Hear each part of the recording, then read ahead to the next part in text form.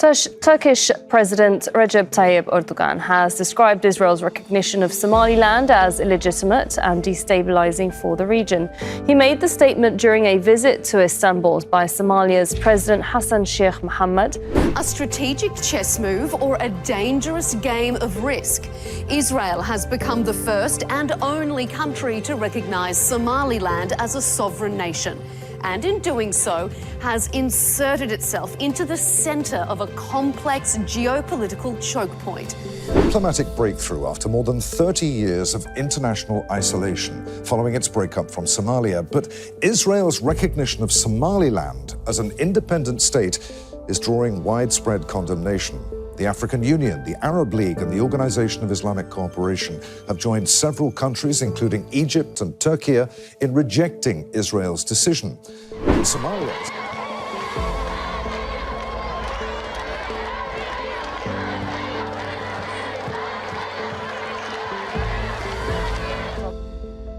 እስራኤል ለሶማሊላንድ የሰጠችው የሀገርነት ዕውቅና ያስነሳው ማዕበል ዛሬም አልረገበም። የዕውቅና ሰጪው ሀገር መሪ ዋሽንግተን ሀርጌሳ ግዛት አካል ናት የምትለው ሞቃዲሾ ፕሬዝዳንት ደግሞ አንካራ አቅንተዋል። ከቴል አቪቭ የተነሳው ወጀብ መካከለኛው ምስራቅና ምስራቅ አፍሪካን ብቻ ሳይሆን የተቀረው ክፍላት ዓለምንም እየናጠ ይገኛል። ሐሰን ሼህ መሐሙድም የተሰነዘረባቸው ኃይለኛ ቡጢ የከፋ ጉዳት ሳያስከትል በፊት ላይታች እያሉ ነው። ዓለም አቀፍ መገናኛ ብዙሃን የአርቡ ዜና ዛሬም የፊት ገጻቸው ላይ የሚያትሙት በቀዳሚነት የሚያሰራጩት ሰበር እንደሆነ ቀጥሏል። የመወያ አጀንዳቸውም እሱ ነው። ከነዚህ መካከል ካታሩ አልጀዚራ በዝነኛው ኢንሳይድ ስቶሪ ዝግጅቱም 3 ባለሙያዎችን ጋብዞ ያወያየበት መድረክ ብዙ ያልተሰሙ መረጃዎችንና መላምቶችን አስተናግዶበታል። አርቡ ሰበር ዜና በኋላ የተሰሙ የተቃውሞ ድምጾች፣ በአልጀዚራው ኢንሳይድ ስቶሪ ላይ የቀረቡ ትንተናዎች፣ የጸጥታው ምክር ቤት ሙግቶች ዛሬ ማልዳ ትንታኔ ማጠንጠኛዎች ናቸው።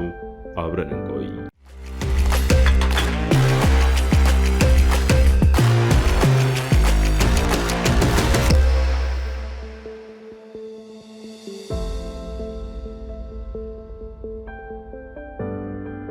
አርብ ታህሳስ 17 ቀን 2018 ዓ.ም የእስራኤል ጠቅላይ ሚኒስትር ቤንያሚን ኔታንያሁ ለሶማሊላንድ በይፋ የሀገርነት ዕውቅና መስጠታቸውን እስራኤልና ሶማሊላንድ ሙሉ ዲፕሎማሲያዊ ግንኙነት ለመስረት የሚያስችል የጋራ መግለጫ መፈራረማቸውን ይፋ አድርገዋል። ስምምነቱ በአብርሃም ስምምነት መሰረት የተከናወነ መሆኑንም ገልጸዋል። ጠቅላይ ሚኒስትር ኔታንያሁ ለሶማሊላንዱ ፕሬዝዳንት አብዱራህማን መሐመድ አብዱላሂ ባደረጉት የቪዲዮ ጥሪ ፕሬዝዳንቱ ለሰላምና መረጋጋት ስላሳዩት ቁርጠኝነት አድናቆታቸውን ገልጸው ወደ እስራኤል እንዲመጡም ግብዣ አቅርበውላቸዋል።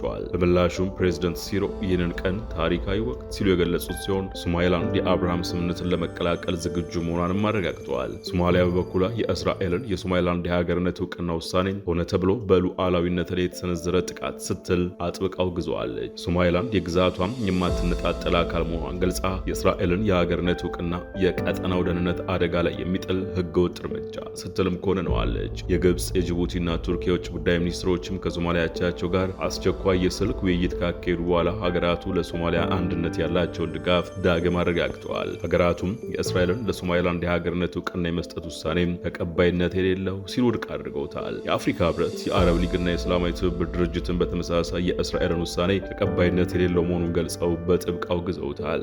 እነዚህ አካላት የእስራኤል ድርጊት በመላው አፍሪካ ሰላምና መረጋጋት ላይ ብዙ ያልተጠበቁ መዘዞችን ሊያስከትል የሚችል መሆኑን በመግለጽ አደገኛ ተምሳሌትነት ያለው ሲሉም አጥብቀው ተቃውመውታል። የአልጀዚራ ኢንሳይድ ስቶሪው አድሪያን ፊኒንግሃም የተለያየ አቋም ያላቸውን የፖለቲካ ተንታኞች አነጋግረው እስራኤል ለሶማሊላንድ የሰጠችው የሀገርነት ዕውቅና በመካከለኛው ምስራቅ ያለው ተጽዕኖ ምን ሊመስል ይችላል በሚል ርዕስ በጉዳዩ ላይ በሰራ ፕሮግራም በውሳኔው ላይ ተቃውሞና ውግዘት ያሰሙ አካላትን የውግዘት ሞሽን እውነትነት በመጠየቅ ይጀምራል። ግብጽና ቱርክ የመሳሰሉ ሀገራትና የአፍሪካ ህብረትና የአረብ ሊግን የመሳሰሉ አካላት የእስራኤልን የሶማሊላንድ የሀገርነት ዕውቅና ውሳኔ በመላው አፍሪካ ሰላምና መረጋጋት ላይ ብዙ ያልተጠበቁ መዘዞችን ሊያስከትል የሚችልና አደገኛ ተምሳሌትነት ያለው በሚል ተቃውሞታል። ትክክል ናቸው ብለህ ታስባለህ ሲል አዘጋጁም የሶማሊያ ብሪታንያ ሲቪል ማህበረሰብ ድርጅት መሪና የአፍሪካ ቀንድ ጉዳዮች ተንታኝ የሆነውን አዳም ማታንን ይጠይቃል። አዳም ማታንም በጣም ትክክል ናቸው በሚል አጭር ምላሽ ይጀምርና ተጠየቆቹን ቀጥሎ ያብራራል። ይህ የሶማሊያ መንግስት ፈጽሞ ያልጠበቀው ክስተት ነው። ሌላውን ነገር ተወውና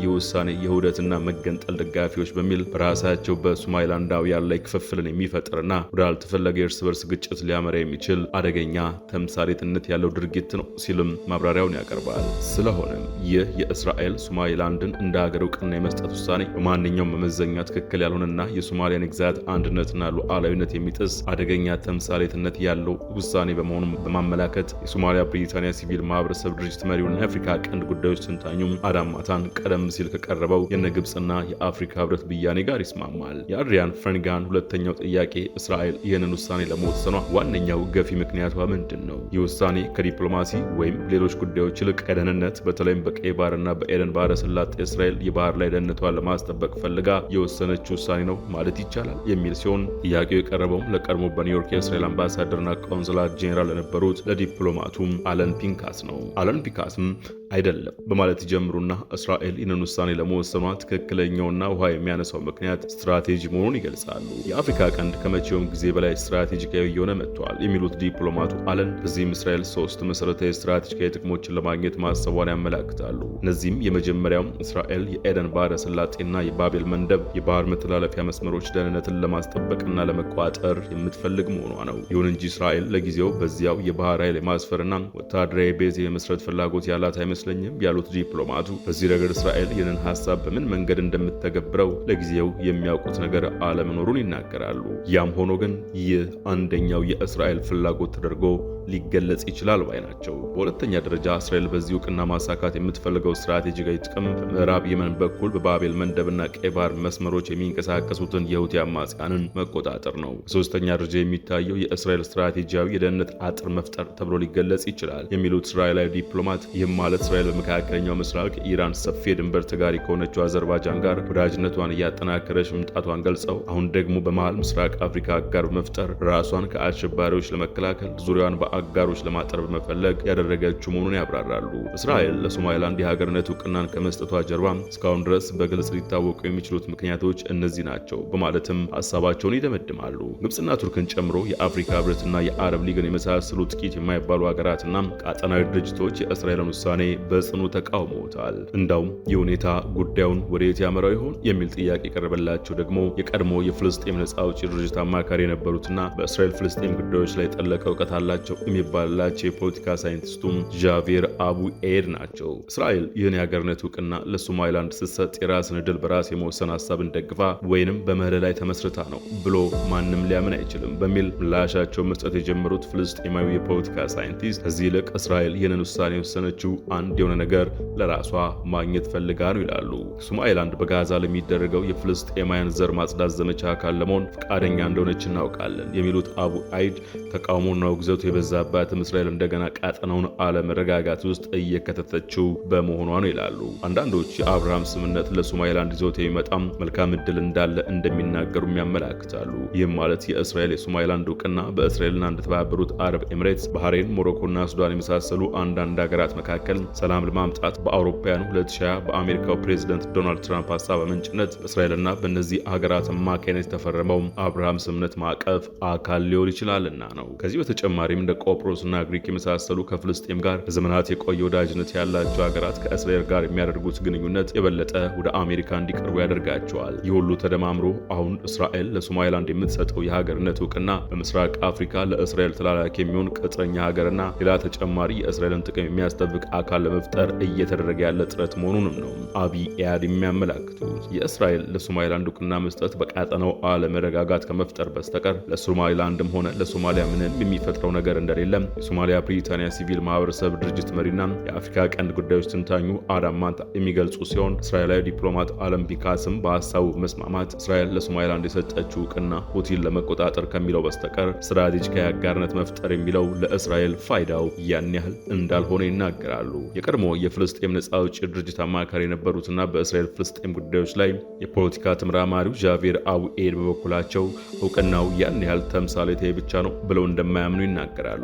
የእስራኤል ውሳኔ በቀጠናው የባህር በር የሌላትንና የባህር በር ለማግኘት ከሶማሊላንድ ጋር አንዳንድ ስምምነቶች እያደረገች የምትገኘውን ኢትዮጵያን ለእስራኤል ዓለም አቀፍ አጋር እንድትሆን የበለጠ የሚያበረታታ፣ በአንጻሩ ሶማሊላንድን ደግሞ ከአረቡና ከእስላሙ ዓለም ለመነጠል ያለመ ሊሆን እንደሚችል ያመላክታሉ። ኢትዮጵያ እንዲህ ስሟ በዓለም አቀፍ መገናኛ ብዙሃን ቢነሳም ይፋዊ መግለጫን ከመስጠት ግን ተቆጥባለች። መንግስት አቋሙን ከመግለጽ ቢቆጠብም የፓርላማ አባላት ግን ጉዳዩን ከመጠየቅ ወደ ኋላ አላሉም። ለአብነት ትናንት በተካሄደው መደበኛ ስብሰባ ይኸው ጉዳይ ምክር ቤት አባሉ አበባው ደሳለው በኩል ተነስቶ ነበር። የውጭ ጉዳይ ሚኒስትሩ ጌዲዮን ጢሞቴዎስ ግን ምላሽ ሳይሰጡበት ቀርተዋል። ሆኖም ግን ይሄው እስከዛሬ የባህር በሩ ማግኘታችን ሳይነገረን እኛም ለሶማሌላንድ እውቅና ሳንሰጥ እስራኤል ለመጀመሪያ ጊዜ የሀገር እውቅና በቅርቡ ሰጥታለች። ከዚህ ጋር በተገናኘ ኢትዮጵያ ሁለተኛዋ ሀገር ትሆን ለሶማሌላንድ እውቅና በመስጠት እና እንዲሁም የወደብ አክሰስ በማግኘት ረገድ። በሌላ በኩል ከሶማሌላንድ ጋር ባደረግነው ስምምነት የተቆጣችው ሶማሊያ ጋር ጠቅላይ ሚኒስትር አብይ አህመድ እና ሐሰን ሼህ መሐመድ በተገኙበት እንዲሁም የቱርኩ ፕሬዝዳንት ታይብ ኤርዶሃን አደራዳሪነት ኢትዮጵያ የባህር ወደብ እንድትጠቀም በምትኩ ኢትዮጵያ የሶማሌላንድን የግዛት ሉዓላዊነት ልታከብር እንደተስማሙ በዲሴምበር 11 2024 ተገልጾ ነበር። በአራት ወራት ጊዜ ውስጥም ማለትም እስከ ፌብሩዋሪ 2025 ቴክኒካዊ ድርድሮች እንደሚጠናቀቁ ተነግሮን ነበር። ነገር ግን ከሶማሊያ ጋር ያለን ስምምነትም ሆነ ከሶማሌላንድ ጋር ያለን ውል አንዳቸውንም በእጃችን ሳናስገባ ሌሎች ሀገሮች ጋር ስምምነት ማድረግ ቀጥለዋል።